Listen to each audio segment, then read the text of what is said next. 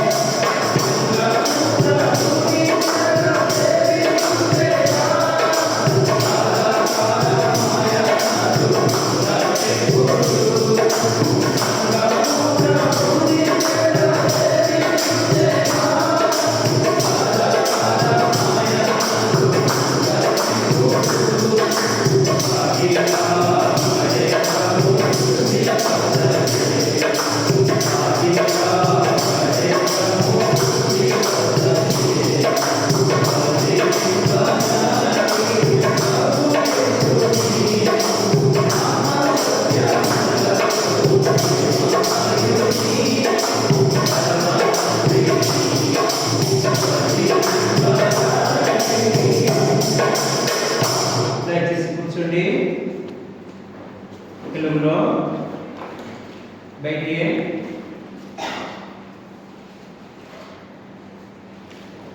नूट 13 తెలుగులో 113 हिंदी में 134 हिंदी में 134 తెలుగులో 113 ఇంకా పాత ఎవరి దగ్గర ఉంటే 111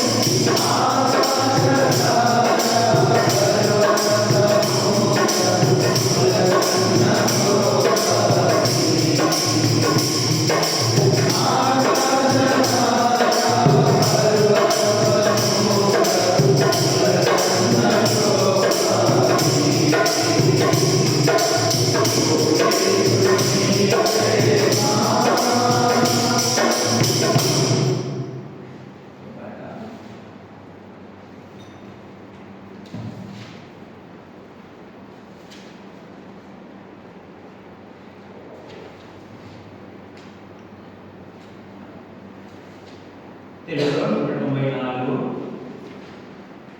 पाक पुस्तक में अगर घंटे 192। एक गाना हिंदी में नहीं है, कोई गाना निकाल के दे पापा। ये गाना हिंदी का नंबर नहीं है मेरे पास, दूसरा गाना निकाल के अपना मन में करो। 94 आता 92। ना प्रियुड़ा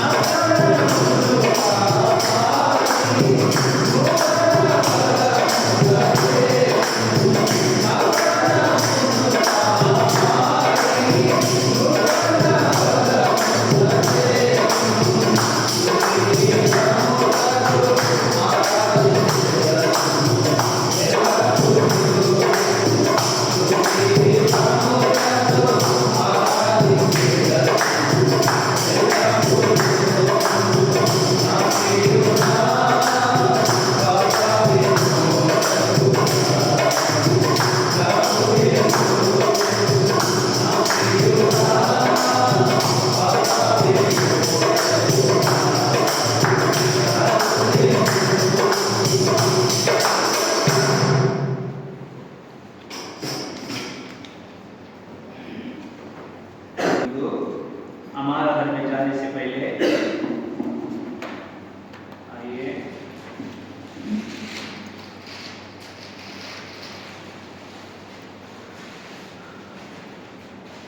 भजन संहिता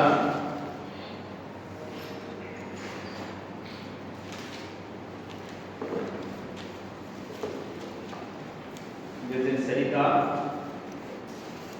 113 113 కీర్తనల గ్రంథము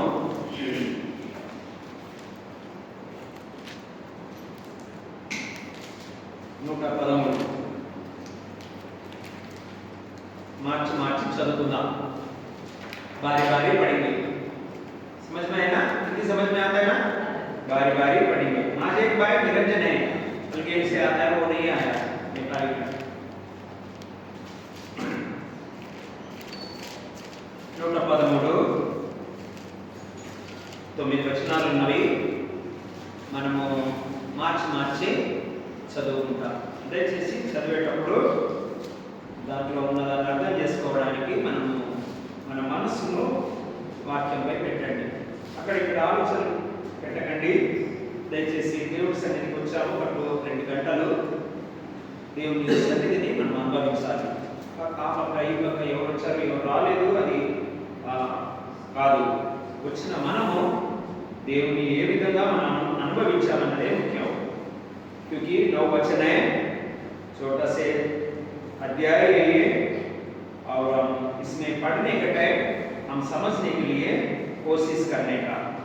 हम पहला वचन पढ़ेगा, आप लोग दूसरा वचन पढ़ने का है। मैं మొదటి వచనం చదువుతాను, రెండవ వచనం చదవండి. యెహోవాను స్తుతించుడి, యెహోవా సేవకులారా ఆయనను స్తుతించుడి, యెహోవా నామమును స్తుతించుడి. ఇది మొదలుకొని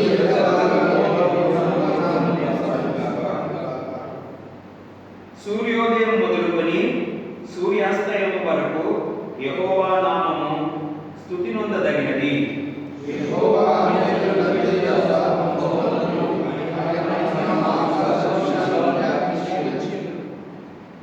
ఉన్నతమందు ఆసీనుడై ఉన్న మన దేవుడైన యెహోవాను పోలి ఉన్నవాడెవడు?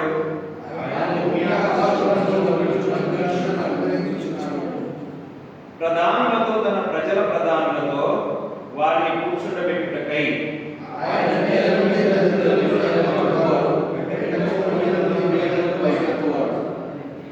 ఆఖరి వచనం అందరం కలిసి చదువుకుందాం.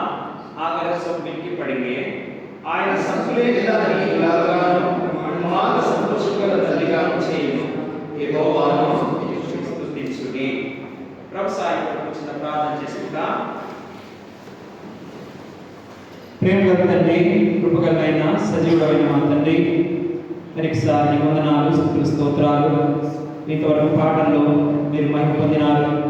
పాటల ద్వారా నేను ఆరాధించి నేను మహిమపరిచే భాగ్యాన్ని కూడా అనుగ్రహించినారు.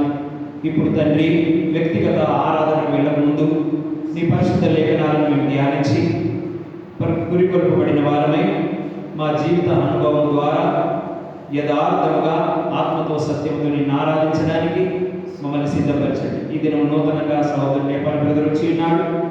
మీరు కృప చూపించి సమాధానం కలిగించండి. ఈ ప్రభువా మరి జీకే వయసులో చుట్టుపక్కల వాళ్ళు ముఖ్యంగా తండ్రి ప్రతి వారం ఎక్కడికి బస్ చేస్తున్నారని వాళ్ళు వెళ్తూ ఉన్నారు. ప్రభువా మీరు వారిని దర్శించండి, వారితో మాట్లాడండి. వచ్చిన బిడ్డలు జ్ఞాపకం చేసుకోండి. ఇంకా మార్గంలో ఉంటున్నారు, వారిని కూడా మమ్మల్ని క్షేమంగా నడిపించండి. ప్రభువా అల్పులను అయోగులను ఈ స్థలంలో నిలబడడానికి కూడా అర్హత లేదని ఒప్పుకుంటూ యేసు నామములో అడుగుచున్నాను తండ్రి, ఆమేన్.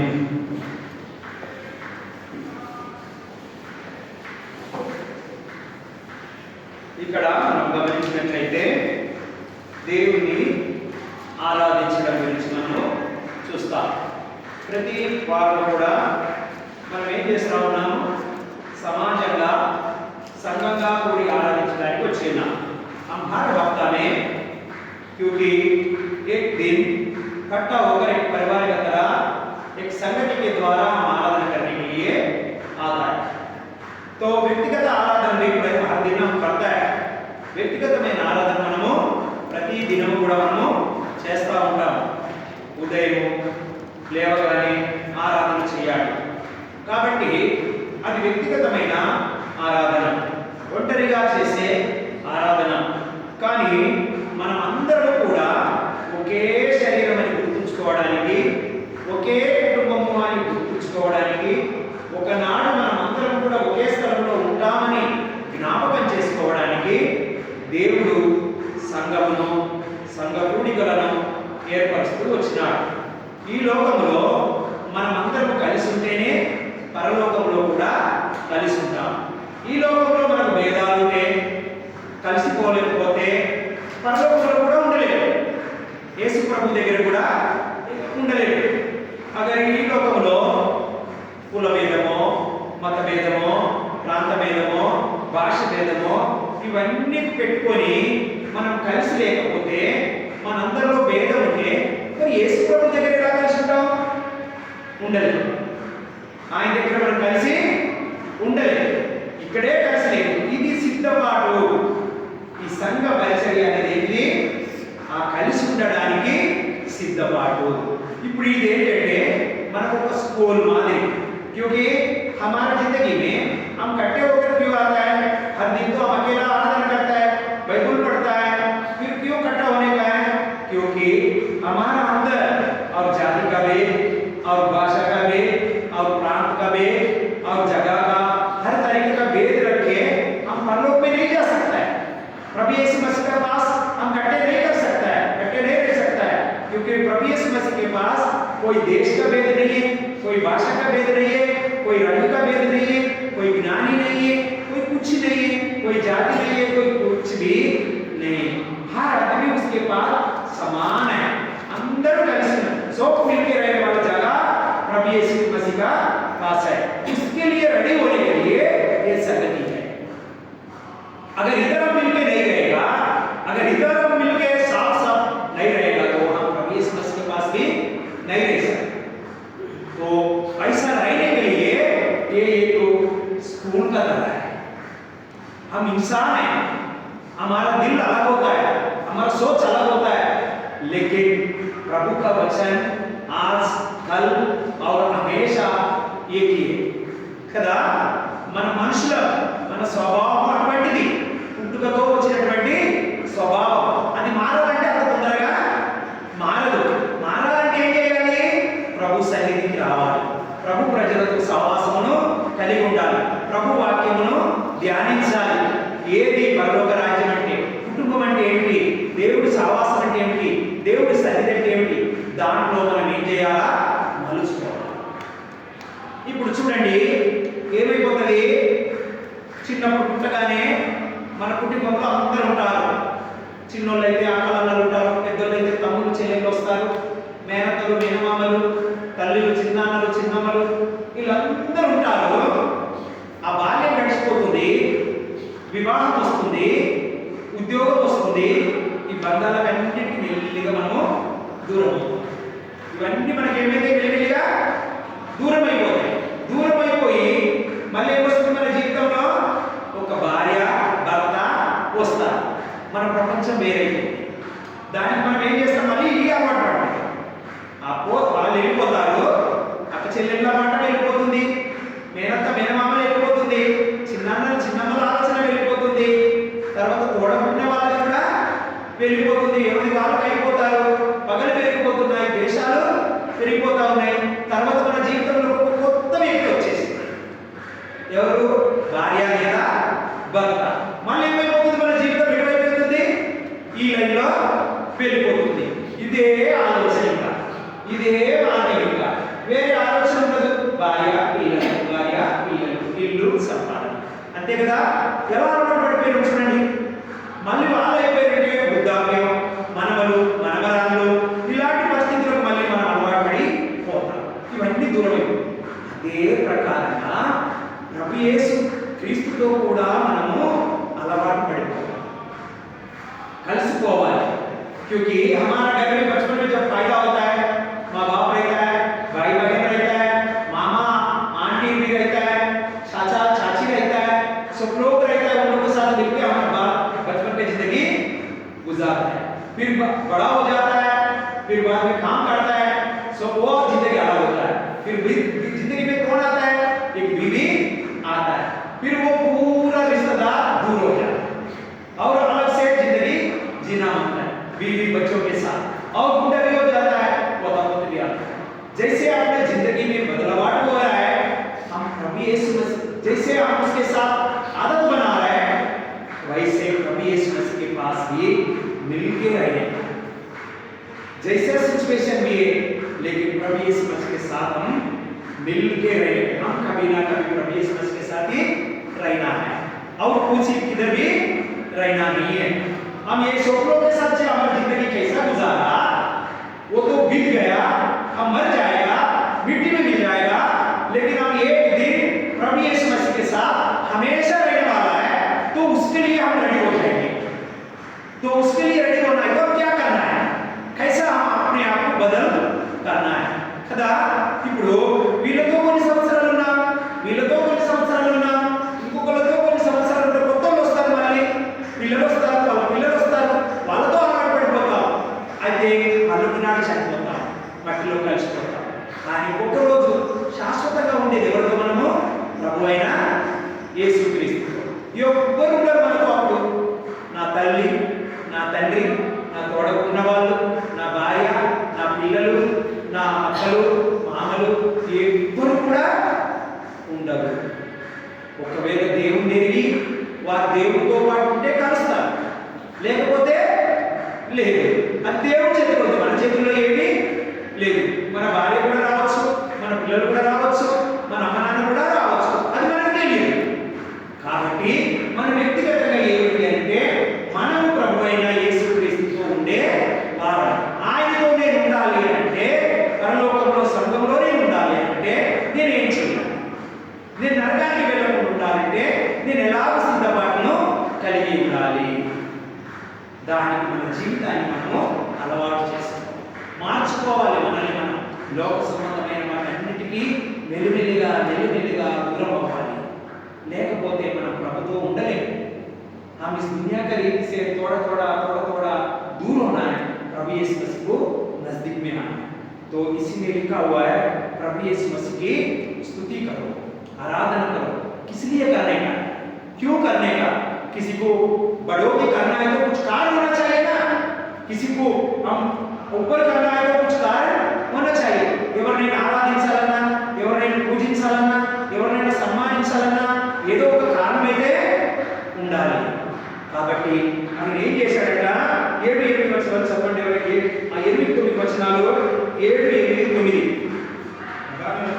ప్రధానులతో, తన ప్రజల ప్రధానులతో వారిని కూర్చుండబెట్టుటకై ఎవరిని, ఇప్పుడు ఆయన నేల నుండి దరిద్రులను లేవనెత్తువాడు, పెంట కుప్ప మీద నుండి బీదలను పైకెత్తువాడు, ఆయన సంతులేని దానిని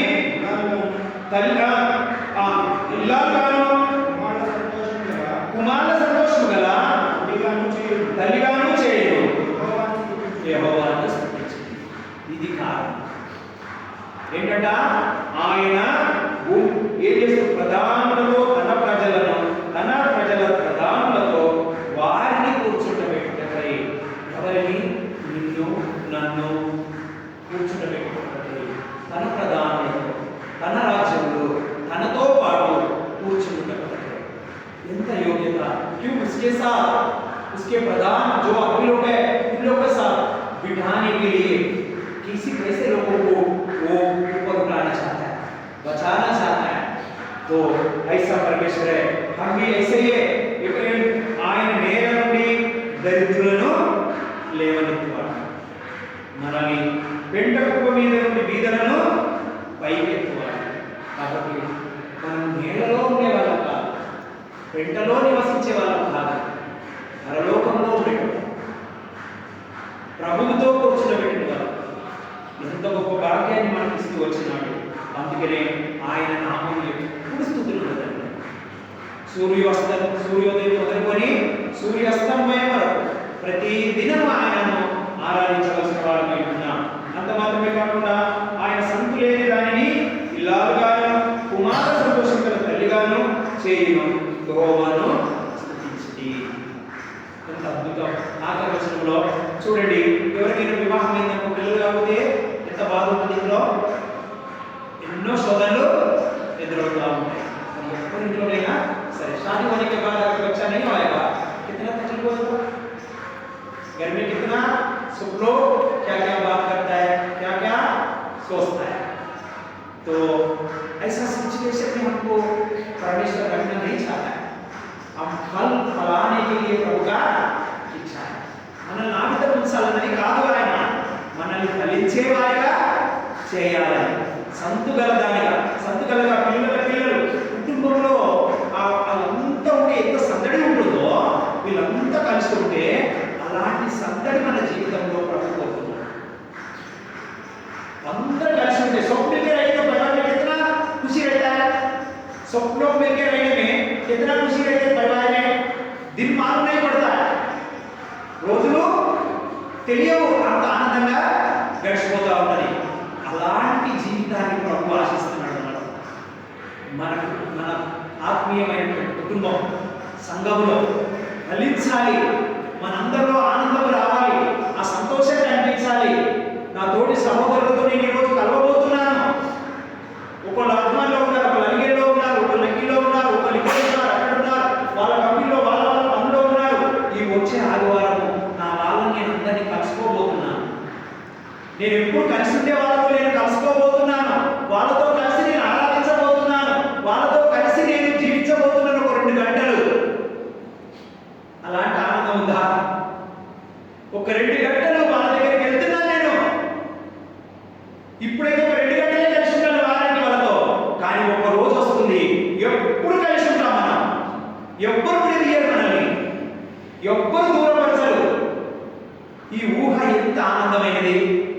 అది నిజం కదా, ఇదేదో కథ కాదు కదా, కల్పితం కాదు కదా. क्यों एक दिन हम सब मिल के रहेंगे, हफ्ता में 1 दिन 2 घंटा हम मिलने के लिए आ रहा है।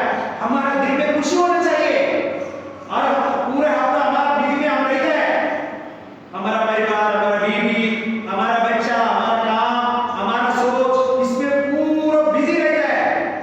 वो हमेशा हमारे साथ रहने वाला नहीं है। ఇది ఎప్పుడు మనతో ఉండేది కాదు, ఇది ఎప్పుడు ఉండేది. దయచేసి దీన్ని అర్థం చేసుకోండి. సంఘం అంటే ఏమిటి, కూడికంటే ఏమిటి, ఆరాధన అంటే ఏమిటి ఎవరైతే అర్థం చేసుకుంటారో ఒక్క క్షణం కూడా పోగొట్టుకోరు. దేవుని సన్నిధి ఒక్క క్షణం కూడా విడగొట్టుకోరు. ఎంత కలిసి ఉంటే అంత మంచిది. అపొస్తలుల కార్యంలో అందుకే ఏముంది, వాళ్ళు దినదినమూ కూడుకున్నారు. వాళ్ళు ఏం చేశారట, దినదినం రేతో ఒక కామే हम पढ़ता है हर दिन वो पढ़ा होता, हर दिन दिखता. దయచేసి దీంట్లో ఉన్నది మనం అర్థం చేసుకోవాలి. అందుకనే ఇక్కడ చూడండి ఎలాంటి వాళ్ళు. ప్రకటన గ్రంథము ప్రకాశి 5 అధ్యాయం 5వ అధ్యాయము మనకు అందరికీ తెలిసినటువంటి వాక్యమే. 9-10 వచనాలు దయచేసి ఎవరైనా చదవండి. 9-10 వచనం. ఆ పెద్దలు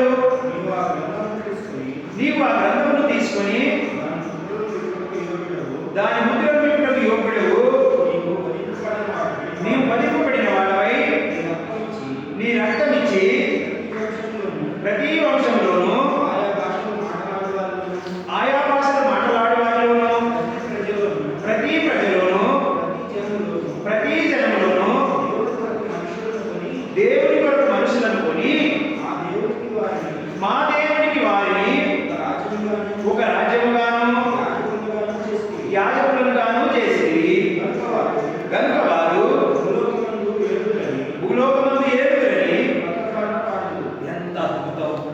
ఎవరంట ఈ కొత్త పాట పాడేది? కొత్తగా ఆరాధన చేసేది ఎవరంట? ఆయా భాషలు, ఆయా జాతులు, ఆయా ప్రజల్లో నుంచి ఎవరు కొన్నారు? ప్రభు అయిన యేసుక్రీస్తు. ఏమిచ్చుకున్నాడు? డబ్బా, బంగారమా? ఏమిచ్చుకున్నాడు?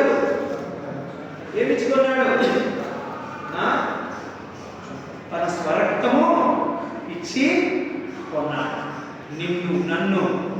ఆ రక్తము ద్వారా తన రాజ్యముగా దేవుడి కొరకు ఏం చేశాడు? మనల్ని ఒక రాజ్యముగా చేసినాడు, ఒక కుటుంబంగా చేసిన యేసుక్రీస్తు ప్రభువు ఒక రాజ్యముగా, ఒక కుటుంబంగా మనలందరినీ కూడా ఆయన ప్రభు చేస్తూ వచ్చినాడు.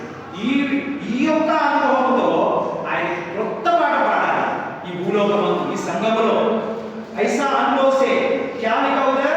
आया जाति से, आया भाषा से, आया प्रजा, कौम तरीके प्रजों से प्रभु यीशु मसीह आदमी लोगों को खरीदा।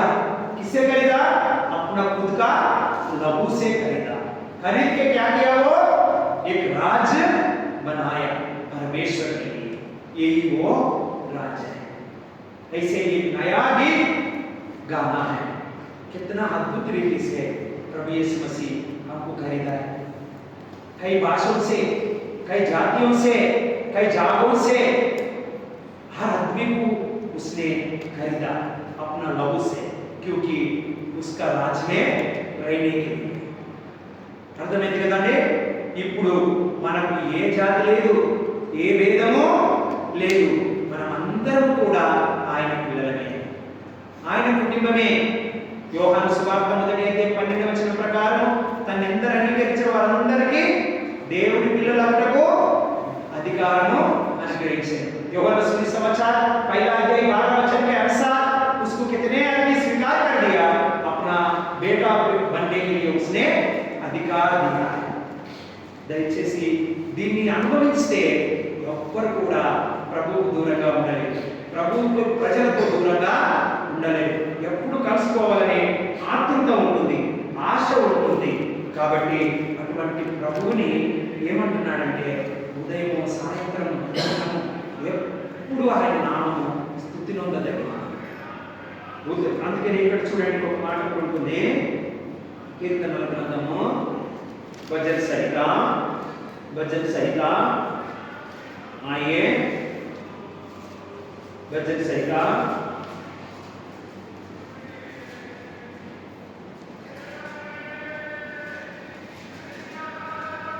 107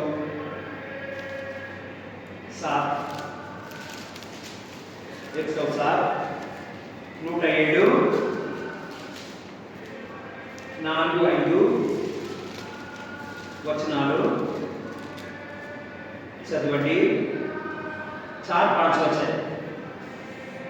వారు అరణ్యమందలి ఎడారి త్రోవను తిరుగులాడుచుండిరి, నివాసపురమేదియు వారికి దొరకకపోయెను, ఆకలి దప్పుల చేత వారి ప్రాణము వారిలో సమస్యలను 7 వారు నివాసపురం చేరినట్లు చక్కని త్రోవను ఆయన వారిని నడిపించారు. हमारा सिचुएशन कैसा है, हमारा परिस्थिति कैसा है?